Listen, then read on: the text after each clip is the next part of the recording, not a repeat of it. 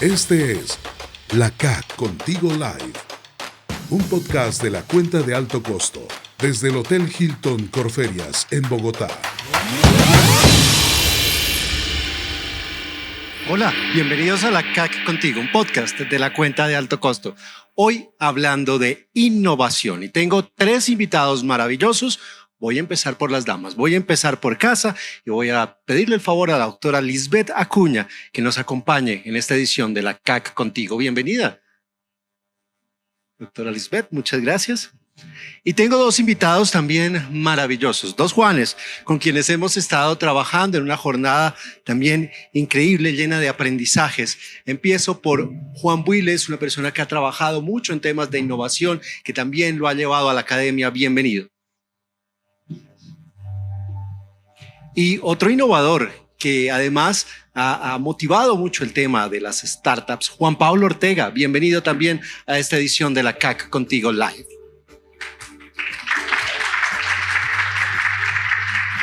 Miren que habitualmente siempre nos hacemos como unos paneles así muy rígidos y la idea es poder charlar con ustedes desde sus experticias, desde cada uno de sus emprendimientos, de fallar. Hoy hemos hablado de palabras que creo que antes no nos imaginábamos. Y voy a empezar por Juan Pablo. Mentiras, voy a empezar por ti, por Juan, porque hemos hablado hoy de muchas perspectivas distintas, de qué es innovación, pero ¿por qué hoy en día no es una opción, sino que prácticamente es una obligación, Juan? Bueno, definitivamente el contexto lo que nos ha mostrado es que cambia todos los días. Si algo nos enseñó el COVID, la pandemia, es que por más preparados que creemos estar, el universo tiene la capacidad de sorprendernos. Cambia de un momento a otro, las realidades nos obligan a tomar uno de 2 caminos. O cambiamos, nos adaptamos al contexto que nos está entregando o desaparecemos. Yo creo que grandes compañías en el mundo han perdido la oportunidad de transformarlo por no tener la capacidad de adaptarse al contexto inmediato que tienen. Creo que ahí es donde se hace la diferencia realmente. Si esto no diferencia entre las pequeñitas ni las grandes, esto es para todo el mundo, ¿cierto? Esto es para todos. Desde el emprendedor, cuando está pensando la idea, el contexto puede cambiar y te la puede hacer pivotear inmediatamente. Incluso los emprendedores tienen la capacidad de adaptarse mucho más rápido, equivocarse rápido y barato, mientras que las grandes corporaciones quizás les cuesta más por las mismas estructuras que tienen. Creo que ese es el gran reto que tienen, cómo trabajamos de la mano con emprendedores para fallar rápido y barato, aprender de ese contexto y lograr llegar a niveles que quizás no habíamos esperado en tiempos extraordinarios. Juan Pablo, tú has estado muy al frente de promover startups, de ver a gente que está arrancando de cero y nos has contado de casos en los que se han convertido en grandes empresarios. Pero no hablemos de las dificultades, hablemos de cuáles son esos retos que enfrentan habitualmente las organizaciones o las personas que tienen un emprendimiento y quieren implementar innovación, cosas distintas. Yo creo que hay varios elementos relevantes. El primero es que yo creo que no valoramos suficientemente, culturalmente no valoramos suficientemente a los emprendedores. Emprender es difícil, emprender no es algo fácil y hay que tener resiliencia y hay que tener capacidad de escucha y hay que tener agilidad para tomar decisiones también y de cambiar de rumbo en caso de ser necesario. Yo creo que es como el primer elemento, los emprendedores un poco desde muchos programas, desde programas de política pública, desde programas de los mismos corporativos y las empresas grandes, hay un poco una mirada, en mi opinión, que no es de iguales. Un poco vemos a los emprendedores como los pobrecitos que hay que ayudar. Yo creo que por el contrario debería ser lo primero, deberíamos ser las personas que más deberíamos valorar, las personas que más deberíamos contar, porque al final están construyendo el futuro económico y social de este país y el territorio en el que estén instalados. Entonces yo creo que eso es lo primero. La empresa hay que valorarlos. Creo que es uno de los retos importantes. El segundo elemento, en mi opinión, importante también a resaltar es que al final yo creo que nosotros tenemos muchos programas de acompañamiento y de apoyo. Yo tengo como una posición muy personal. Yo creo que a los emprendedores, a las startups hay que hacerles 2 cosas. Lo primero es comprarles. Y comprarles exigiéndoles, no comprarles porque pobrecito el niño, sino comprarles porque están haciendo cosas bien hechas. Hay que confiar y comprarles. Porque el flujo de caja con flujo de caja se resolucionan los problemas, la verdad. Y el segundo elemento fundamental que creo que también, entonces, no les compramos porque no creemos, no confiamos. Y el segundo elemento de esa misma línea es buscar crear condiciones para que hayan recursos de financiamiento. que haya mayores cantidades de fondos de capital que inviertan realmente en estas empresas en etapa temprana para que puedan tener un crecimiento exponencial. Yo creo que son como los elementos fundamentales de los retos que los emprendedores tienen. Si bien los dos han estado pues, muy metidos con el tema de la innovación, ¿cuáles son los paradigmas para cada uno de ustedes que la mayoría de los emprendedores tienen y cómo eso que no les deja innovar? Yo creo que algo tiene que ver con la mentalidad, que bien lo mencionaba Juan. Si pensamos en el emprendedor hace 20 años, era el varado de la casa. Yo recuerdo la primera vez que dije en mi casa que quería emprender y mi mamá me decía, no, pero tú eres bueno. O sea, seguro alguien te va a dar trabajo. No, pero es que no quiero trabajar, no quiero un trabajo formal en industria, quiero emprender. Pero de verdad, yo sé que tú puedes. Entonces era esa preocupación que poco a poco se ha ido derribando. Creerse el cuento es la primera barrera del emprendedor. Creer realmente en lo que tiene, en lo que sabe, en lo que es bueno. Y la segunda, la ataría mucho el tema de innovación a cómo se conectan con el ecosistema. A veces les cuesta contar la idea, es que me la van a robar. Eso la escucha uno mucho. ¿Cómo el emprendedor pierde el miedo a contarlo? El secreto está en el cómo lo va a hacer. La idea por sí sola no vale nada si la tienes en un cajón. Entonces, cuando te arriesgas, cuando crees en lo que tienes y te arriesgas a actuar, a contarle a los demás, a decirle, ven, hagamos esta alianza para transformarlo y conseguir este objetivo, creo que ahí es donde podríamos estar derribando esas primeras barreras que tiene el emprendedor a la hora de salir. Para ti, ¿cuáles son esos paradigmas? Seguramente ¿no? hay muchas, pero se me viene a la cabeza un par que yo creo que son relevantes. El primero, en nuestro entorno, al menos en nuestro contexto, yo creo que el gran reto es poder que efectivamente pensemos grande. Un poco lo dije ahora, pero nosotros pensamos demasiado pequeños. O sea, creo que nuestros emprendedores piensan demasiado pequeños. O sea, culturalmente nos enseñaron, los latinoamericanos no podemos pensar grande. Es una cosa como que nos han obligado a pensar en pequeño siempre. Yo creo que romper esa barrera, romper ese paradigma ya es un tema bien relevante. Los emprendedores que realmente la están sacando del estadio es porque primero pensaron aquí, lo vieron aquí que era posible hacerlo. Cuando traemos todo eso, discúlpame, al tema de la salud, y saludo a Lisbeth, que es la primera vez que nos acompaña en el podcast. Después no nos habíamos podido encontrar siempre por cosas de agenda. ¿Cuál sería el estado de la innovación en salud en Colombia? ¿En el sistema de salud? En el sistema de salud, sí. Yo siempre digo que el sistema de salud todos los días innova, porque, como les decía esta mañana, los recursos son limitados y tenemos que hacer con menos plata, digamos, muchas más cosas. Entonces, desde que se creó el aseguramiento, creo que todos le hemos apostado a mirar cómo se gestionan mejor esos recursos, pero también qué más nos inventamos para que las personas tengan mejores condiciones de vida. Por supuesto, unos más adelante que otros y otros con la convicción de que ese es el camino. Entonces, ¿tenemos brechas? Claro que sí, tenemos brechas en el sector porque, como también les decía, no tenemos esa cultura de innovar, sino de copiar. ¿Sí? Y en el sistema de salud son muy importantes las lecciones aprendidas, pero también, ¿qué puedo hacer yo si conozco muy bien mi población, si conozco muy bien mi red de servicios, diferente al otro que pueda agregarle valor? No es hacer lo mismo porque puede ser que no le funcione, ¿sí? Entonces, creo que hemos tenido una gran evolución, no a pasos tan acelerados como lo tenemos en el ámbito tecnológico, pero la innovación en el sector salud tiene varias sombrillas, que es lo que vamos a ver en la tarde. Una sombrilla que es en el ámbito tecnológico, que por supuesto el COVID aceleró muchísimo esa necesidad de adoptar esas tecnologías, la telesalud, la telemedicina, unos con mejores o peores resultados porque no a todos les fue de la misma manera. En el ámbito de gestión de servicios, creo que ahí es donde más hemos podido avanzar y cada uno tiene su propia experiencia. Lo vimos, las dificultades que hay en La Guajira, que si salimos aquí en una moto en Bogotá, en el centro de la ciudad, de pronto no tenemos problema, o en Ciudad Bolívar, etcétera, porque se comparten algunas unas características, pero si vamos al norte nos van a ver raros porque vamos a salir en una moto. Entonces, esas diferencias que hay, pero que las entidades han tratado de ponerle un poco de ese contexto que se tiene en las diferentes regiones, creo que ha sido supremamente valioso y lo ignoramos. Lo ignoramos y no lo valoramos.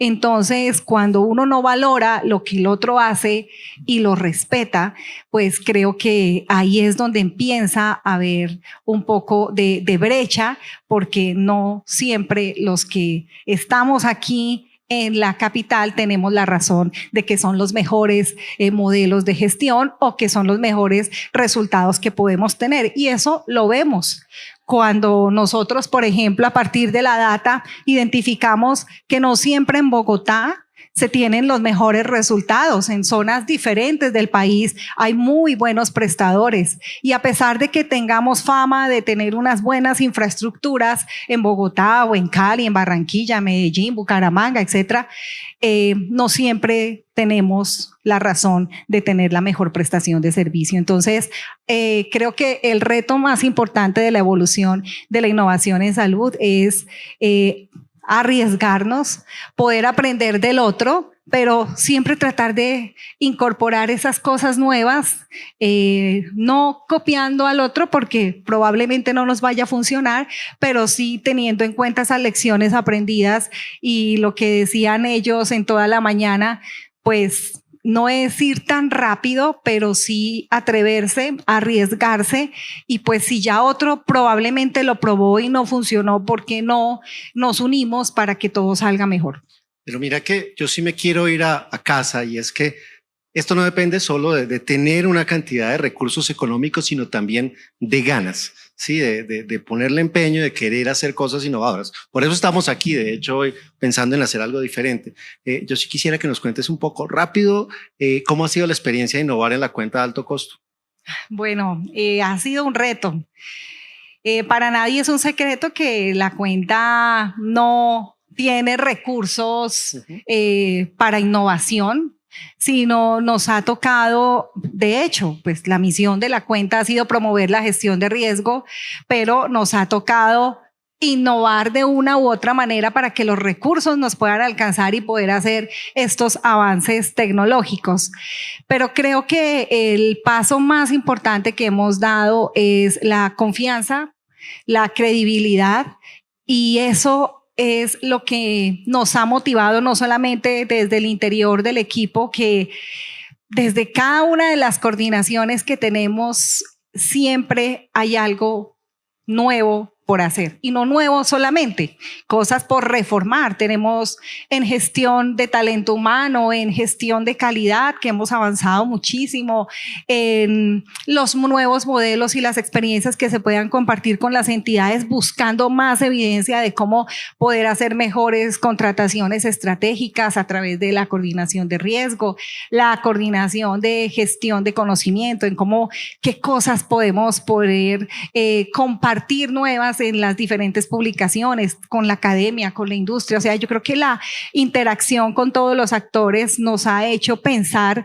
qué necesitan cada uno, pero también cómo podemos aportarles más y mejores cosas. Entonces, no necesariamente se debe tener esa limitación o esa barrera de que la innovación es costosa. No, creo que la actitud es importante, el equipo es importante, el equipo de trabajo es lo más valioso que creo que debemos tener en las organizaciones. Un equipo entrenado que siempre esté inspirado y también motivado, pero que sea disciplinado totalmente para que la innovación esté ahí en nuestro ADN. Creo que la experiencia más importante que hemos tenido en el equipo de trabajo es el compromiso, el apoyo de las entidades y esas alianzas estratégicas que han permitido que la cuenta crezca. Pues Eso es de clave. ser 2 personas en el año 2007 a tener ahorita 103 personas, creo que ha sido un avance muy importante y por eso es que podemos compartir estas experiencias en esas sombrillas de la innovación que no solamente les decía que se enfoca en I+D o en tener la última tecnología, el último medicamento, porque eso no es lo que hacemos nosotros en la cuenta, pero sí poder dar herramientas para que las entidades puedan tener mejor gestión en los pacientes. Yo quisiera preguntarle tanto a Juan Pablo como a Juan, o más que preguntarles, pedirles una recomendación a todas estas personas que están aquí y a quienes nos escuchan y nos vean más adelante, porque vamos a estar en Spotify, en Google Podcast, en Apple Podcast. Una recomendación pensando, por supuesto, en el sector de la salud para innovar. ¿Por dónde empezamos? ¿Qué hay que hacer? Bueno, está buena la pregunta. Yo básicamente plantearía que lo primero que hay que hacer es creer que es posible. Creo que lo segundo que hay que hacer es, yo tengo que dar una posición, yo creo que la humildad no es muy útil. Yo creo que no se trata de ser prepotentes, pero sí se trata de sentirnos orgullosos. Yo creo que aquí estamos viendo algunos de los casos que ya vimos, cosas muy sorprendentes, dignas de imitar. O sea, nuestro sistema de salud es bueno. Lo quisieran los países, todos los países que nos rodean quisieran tener nuestro sistema de salud con todas las dificultades que tenemos y nosotros no valoramos lo que tenemos. Yo creo que la humildad no es muy útil a la hora de desarrollar innovación. Hay que ser orgulloso, no prepotente. Y creería yo también que sin duda el método es importante, pero lo más importante es las ganas de hacer las cosas. Creo que lo más importante es salirnos de la zona de confort. A los seres humanos nos encantan las cosas predefinidas.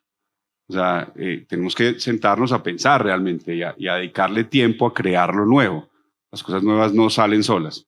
Y creo que también lo otro es que hay que arrancar con los que tienen ganas de hacer. Uno no necesita que todo el mundo esté de acuerdo. No necesita que todo el mundo quiera arrancar con uno. Necesita que arranquen con los que estén, con los que tengan ganas. Yo creo que los seres humanos tienen como 2 grandes fuerzas. Una son los incentivos. Hay que tratar de tener incentivos adecuados para que la innovación sea valiosa. Y la otra es la envidia. Los seres humanos nos movemos mucho por envidia, entonces generen envidia en nosotros. O sea, sean los que están jalonando el cambio y el desarrollo y lo nuevo en sus organizaciones. Que eso va a ayudar a que la gente o se pega porque hay incentivos adecuados para estar o porque le dio envidia y cree que también es capaz de hacerlo. Maravilloso en cualquiera de los 2 casos porque se van a tener resultados realmente nuevos e innovadores. Ven, y una cosita más, ¿por qué le tenemos tanto miedo a equivocarnos? También es cultural, creo yo, ¿no? Lo que pasa es que es castigado mucho, el fracaso es muy castigado en nuestro entorno, es mal visto, es muy casual, es totalmente cultural. En países desarrollados donde la innovación es realmente la herramienta para el desarrollo económico y social, de hecho es mal visto no haber fracasado. O sea, los emprendedores que típicamente obtienen los mejores resultados son aquellos que ya han metido la pata varias veces porque saben que han aprendido de esos errores. Nosotros, por el contrario, castigamos muchísimo el error. Yo creo que hay unos esfuerzos que se han hecho. Creo que aquí vamos a tener un caso o deberíamos tener muchos más casos donde mostremos también en qué nos equivocamos y cuándo nos equivocamos y mostrar que es una cosa perfectamente normal. Lo que no debería pasar es que nos equivocamos siempre en la misma vaina, ¿cierto? O sea, aprendamos de lo que nos equivocamos. Incidentes. Pero sin duda, yo creo que es un tema más cultural. El fracaso creo que tiene que ser una gran fuente de inspiración para hacerlo mejor la siguiente vez. Juan, recomendaciones para nuestro público. Voy a retomar desde el tema del fracaso y es un poco pensar cómo nos educaron a nosotros. Tú te tiras una materia y debes repetirla. Te tiras un año, debes repetirlo. Pero además cuando llegabas a la casa te castigaban. Y decías, entonces no tienes vacaciones, te devuelves porque equivocarse está mal. Y así fue como nos criaron. Nos generaron en la cabeza que equivocarse estaba mal. Cuando en realidad lo que está mal es equivocarse y no aprender. Si yo me equivoco y aprendo, ahí tengo ya un primer paso importante. Un tip a la hora de innovar en temas de salud, creo que partir del humano. Finalmente yo puedo tener la mejor herramienta tecnológica del mercado, pero si las personas no creen en esto, no va a pasar nada. Si tú no logras que tu equipo apropie la herramienta y la ponga a andar, no vas a lograr ningún resultado. Entonces, ¿cómo generas esa cultura de innovación dentro de los equipos y dentro de las personas? Partan de lo simple. Partan de la innovación, de ese dolorcito del que hablamos hace un rato, que todos vemos en la agenda y decimos, uy, qué pereza esto. Partan de ahí, ¿cómo lo hago mejor? ¿Cómo lo hago menos tiempo? ¿Cómo agrego más valor a esta actividad que estoy haciendo? Cuando esto se vuelve recurrente y se vuelve parte de nuestro ADN, es donde estamos listos quizás para empezar a dar esos saltos y a irnos creyendo el cuento cada vez más, ir apostando cada vez más lejos y generar seguramente las alianzas que necesitamos para conseguirlo. Mira, Lisbeth, que Juan toca un tema muy importante y es que a veces nos quedamos pensando solo en que innovación es tecnología y podemos tener un software maravilloso, pero si no lo sabemos usar, pues eso no nos sirve para nada. Y tú has hecho mucho énfasis en otros escenarios de la importancia de asumir la innovación de una forma integral. Cuéntanos un poquito de eso, de cómo verlo más holísticamente, como dicen ahora. Bueno, es que la innovación viene de la estrategia gerencial, organizacional. No puede ser que yo tenga solamente un director de innovación y ya toda la empresa, lo que decía Karen y lo que decían ustedes, ya hable o respire innovación. Eso no es. Uh-huh. Y hoy en día creo que nos hemos equivocado en que el tener o una unidad de innovación que no sea transversal y que no se haga un trabajo en equipo, pues ahí no se está promoviendo la cultura. Por eso les contaba que una de las debilidades importantes que identificamos en las entidades es precisamente cómo organizacionalmente estamos preparados para poder hacer no solamente esos cambios culturales, sino usar lo que tenemos y hacer las cosas mejor. Entonces, creo que por eso uno de los puntos más importantes es el desarrollo del talento humano. No solamente con el método, como decíamos que tener solo el método, no, pero eso es importante. ¿Sí? Y también lo más importante, la actitud que tengan las personas. Hace poco alguien del equipo me decía que quería tener una posición diferente y yo le decía, sí, claro, pues, ¿qué me propones para tener una posición diferente? ¿Sí? Porque hoy en día, cuando vemos... Y lo sabemos desde la academia. Hoy en día los estudiantes ya salen con el doctorado, la maestría, porque solamente es un año, les valían unas materias. Entonces ya tenemos gente, digamos que con títulos más preparada, más avanzado. Ya no tenemos solamente el profesional que sabe inglés, sino ya tenemos el profesional más la maestría. Entonces se amplía o piensan que ya con eso es importante. Entonces a veces cuando tenemos en esos procesos de selección y decimos, no, este es porque este es magíster y este es no. No, eso no es lo más importante, es la actitud, las ganas que ustedes dicen de poder hacer, de querer hacer y sobre todo compartir, porque hoy en día si vemos también en la cuenta, la mayoría, el 65% de nuestros colaboradores son millennials y centennials, ¿sí? Entonces, ¿qué pasa? Lo que decía Karen, es importante también adaptarnos a ellos, sí, claro, pero también es importante que los que tenemos un poco más de generación podamos abrirles ese espacio y abrírselo, pero también que ellos compartan, porque ellos son a veces un poco solitarios. Hay que saber cómo incorporar y hacer ese match en el equipo. Entonces, por habilidades duras, creo que hoy en día estamos mucho más preparados, pero las habilidades blandas son muy importantes en los equipos de trabajo y la actitud y esas ganas de querer hacer cosas diferentes o no cosas diferentes, sino por lo menos mejorar las que no estamos haciendo también, creo que es el factor clave e importante. Por eso para nosotros creo el pilar y las recomendaciones es un recurso humano con una actitud muy, muy enriquecedora que nos permita contagiarnos a todos los días, que no les dé pereza llegar a la oficina o que no les dé pereza tener que ir 2 veces a la semana a la oficina y 3 de trabajo virtual o lo que sea, pero desde donde estén o como estén puedan tener siempre esa actitud de querer hacer mejor cosas. Podríamos quedarnos toda la tarde hablando con estos invitados porque estamos pasando un rato de verdad muy, muy constructivo. Ya para cerrar, Lisbeth, 3 puntos clave o 3 retos que tenga en este momento la innovación en salud en Colombia. 1, una política de inversión. Creo que nosotros en Colombia en salud no lo hemos peleado.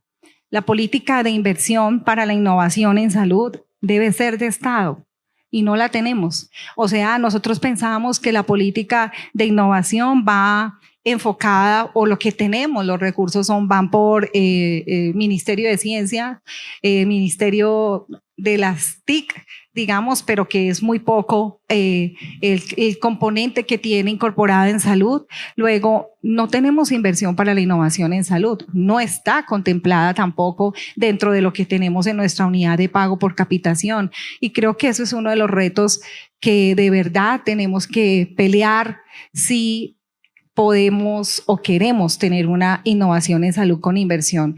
La mayoría de inversión que se hace pues viene de fondos privados. ¿Para qué? Para que se pueda atraer o comprar o adquirir desde la unidad de pago por capitación, y creo que eso en este momento es una de las barreras importantes que tenemos, pero también no todo tiene que mirarse de esa misma forma, porque nos explicaban los expertos también en innovación que hay muchas cosas también de poderla adquirir, pero sí creo que debe haber una política muy clara de inversión en innovación.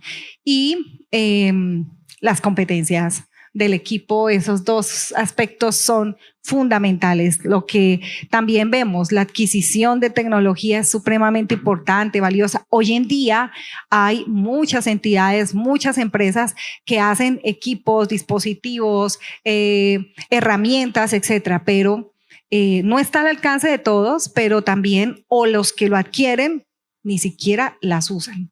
Y eso se ve en los resultados que se obtienen a veces en gestión. Entonces, el reto es al uso, a la apropiación de esas herramientas con las que se cuenta.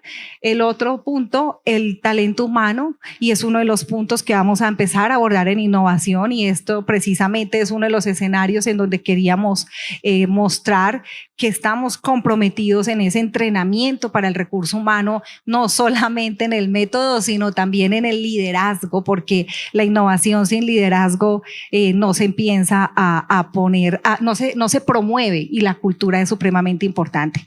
Y la política de inversión, que es súper importante.